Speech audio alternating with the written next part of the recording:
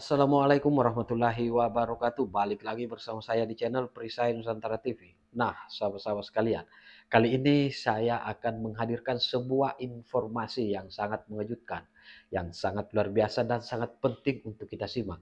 Di mana pekan lalu Bung Silvester Matutina mendadak dipanggil oleh Bapak Presiden Prabowo Subianto, dan di hari yang sama ternyata Bung Silvester Matutina juga dipanggil menghadap oleh Mas Wapres, Mas Gibran Rakabuming Raka. Kok bisa? Saya kira ini penting untuk kita cari tahu apa kira-kira pesan yang disampaikan oleh Mas Wapres dan juga Bapak Presiden Prabowo Subianto kepada Bung Silvester Matutina. Nah, pada kesempatan kali ini saya akan menayangkan bagaimana Bung Silvester Matutina membongkar terkait apa yang didiskusikan dengan Mas Gibran Rakabuming Raka dan juga Bapak Presiden Prabowo Subianto, dan saya kira ini akan semakin membuat barisan para pembenci, khususnya anak-anak Abah dan yang paling penting anak-anak Banteng, sepertinya mereka akan semakin panik dengan pemanggilan yang dikhususkan untuk Bung Silvester Matutina oleh Mas Wapres dan juga Bapak Presiden Prabowo Subianto.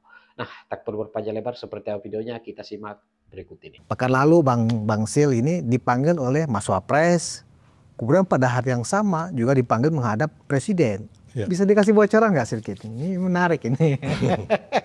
Padahal kan Bang Silvester ini kan bukan orang struktural di organisasi manapun, kecuali di relawan Solidaritas Merah Putih gitu lah. Gimana Bang Sil? Sama di Peradi Bersatu. Di Peradi Bersatu. Saya Dewan Kehormatan di situ.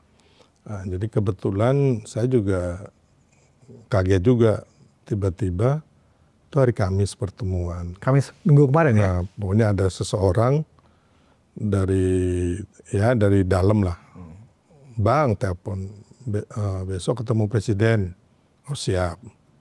Aku juga bingung mau ini apa agendanya, nggak dikasih tahu. Oh. Ya jadi terus habis itu pagi-pagi aku juga dikasih tahu lagi dari tim dalamnya Mas Wapres.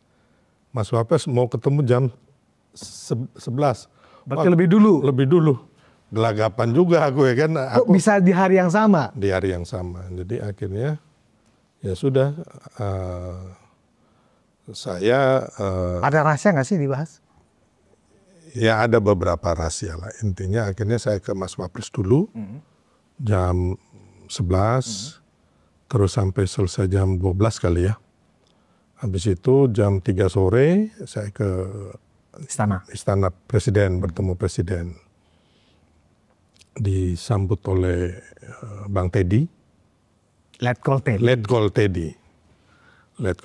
Dan wah Letkol Teddy ketemu, abang. Jadi terus aku digandeng sama dia tuh. Lagi masih kontroversial sampai sekarang. Apa My Ted ini yang sekarang sudah menjadi Letkol Teddy itu.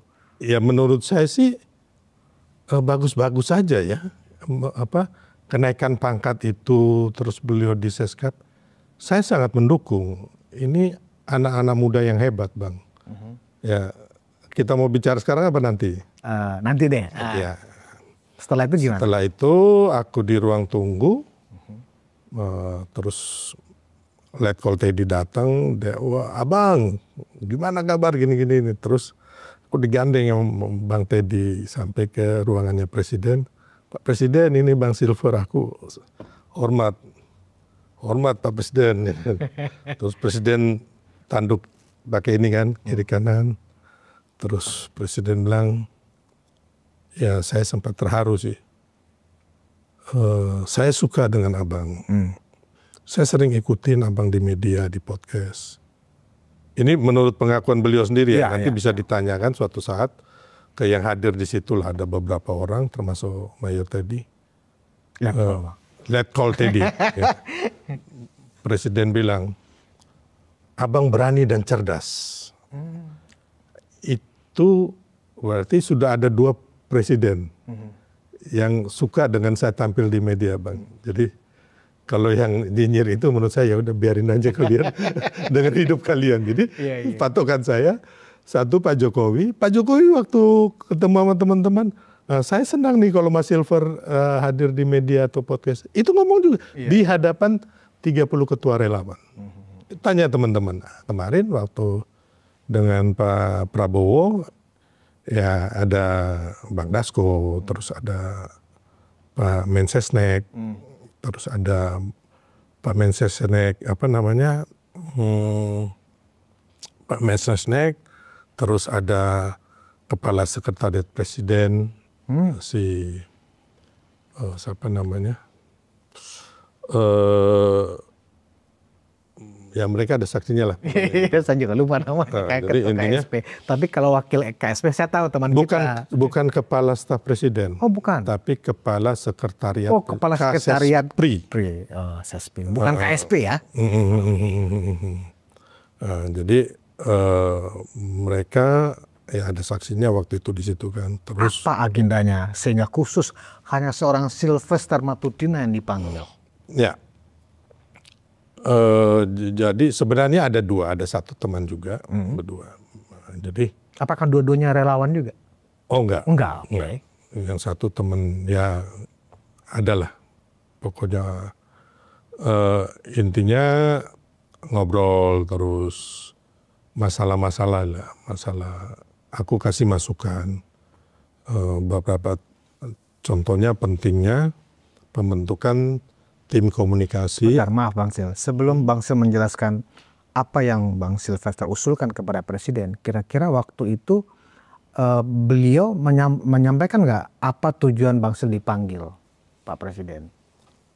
Ada, tapi ini kayaknya rahasia. Rahasia dulu. Kalau rahasia jangan dulu Pak. Jangan dulu, karena ada beberapa hal yang kan ini kan menyangkut Presiden Republik Indonesia, Bang. Ada yang rahasia nggak usah. Boleh saya spill. Nggak bisa di-spill dong ya? Ada yang mesti enggak ya. Oke, yang boleh di-spill aja kalau. Saya juga nggak tahu nanti Bapak berkenan atau enggak kan jadi masalah lagi. Iya. Besok-besok saya udah nggak dipanggil lagi, Bang. Ditendang ke Papua. Jadi intinya beliau senang kita di media. Terus ada beberapa pokok pikiran itu yang saya pernah berikan melalui Mas Wapres, Gibran, terus ini yang ada di sini nih Bang. Ada beberapa yang butir-butir itu usulan. Usulan ya, termasuk ke Pak Jokowi dan Pak Hasim waktu itu. Termasuk salah satu mengenai pembentukan penjara-penjara di pulau terpencil. Atau penjara khusus korupsi aja atau ada korupsi, koruptor, narkoba, sama teroris Bang. Karena begini, kita lihat di penjara-penjara yang ada sekarang ini nggak usah jauh-jauh, LP Sukamiskin. Ya kan saya pernah ke sana gitu. Saya pernah ke sana berkunjung ke ada saudara ya kan yang masuk kasus korupsi juga. Dan kehidupan di sana itu mewah Bang, bahkan mereka punya telepon seluler gitu loh. Terus penjara-penjara yang narkoba, mereka bisa pakai telepon seluler. Bahkan Bang, peredaran narkoba itu dikendalikan dari LP. Nah, ini kan nggak benar Bang, bukan supaya ada efek jerah, malahan mereka istimewa gitu loh. Jadi harus memang ada penjara khusus yang memberikan efek jerah dan juga mereka tidak ada komunikasi, Bang. Sehingga benar-benar di situ mereka kerja atau dibikin kayak di luar negeri itu kerja apa ya namanya? Kerjalah. Kerja paksa atau apa gitu ya. Ya pokoknya kerja terus di situ dibina. Kan harusnya kan itu. Bukan dibinasakan ya. Ya janganlah ya kan apapun ya kan kita harus mengorangkan mereka juga, tapi jangan sampai mereka malahan di penjara ini mereka diistimewakan. Ya, jadi itu sudah lama ya pemikiran Presiden membuat satu area khusus penjara yang jauh di tengah pulau katanya kan terpencil. Yang pasti bukan Nusa Kambangan, ya kan? Ya kemarin saya usulkan ya kan di pulau terpencil atau Nusa Kambangan. Gitu.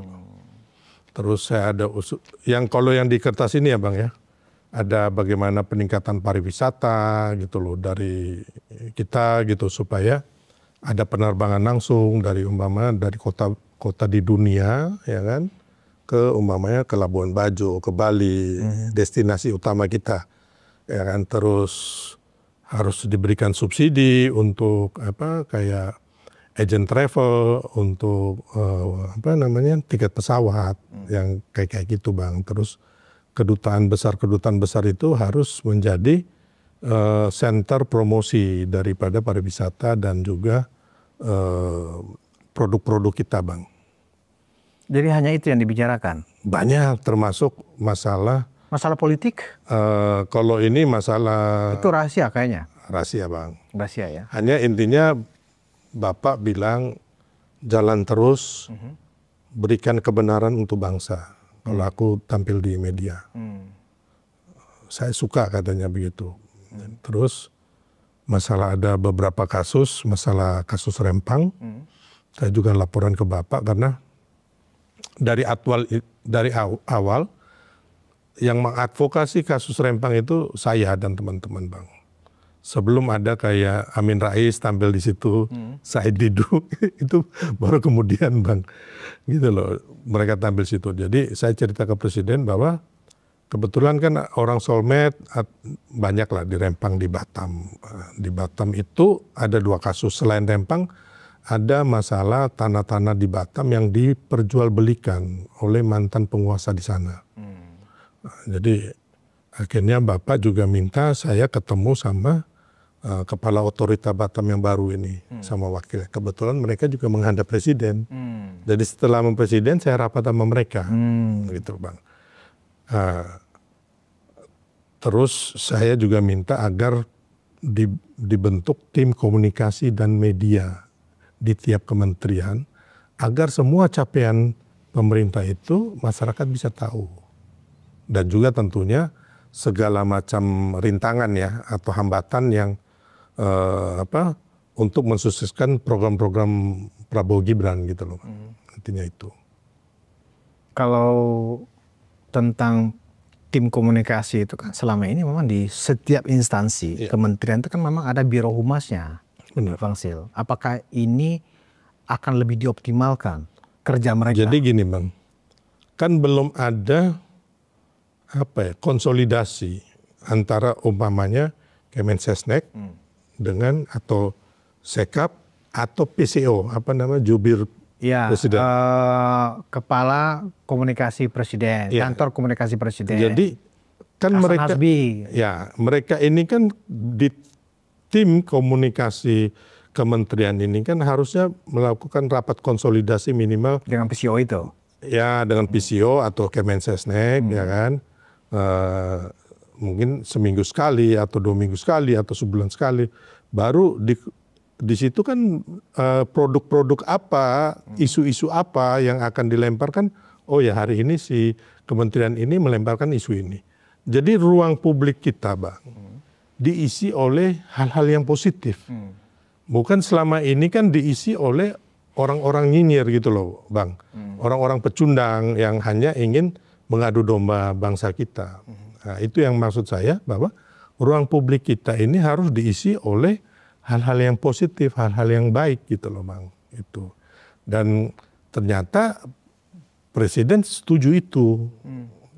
Kebetulan ada Mensesnek kan waktu itu kan. Dan mereka juga ternyata mempunyai gagasan yang sama sebenarnya. Nah, apakah setelah dari pertemuan itu, setelah berdiskusi, ada penugasan barangkali ke Bang Sil? Atau itu masih rahasia juga untuk di-spill?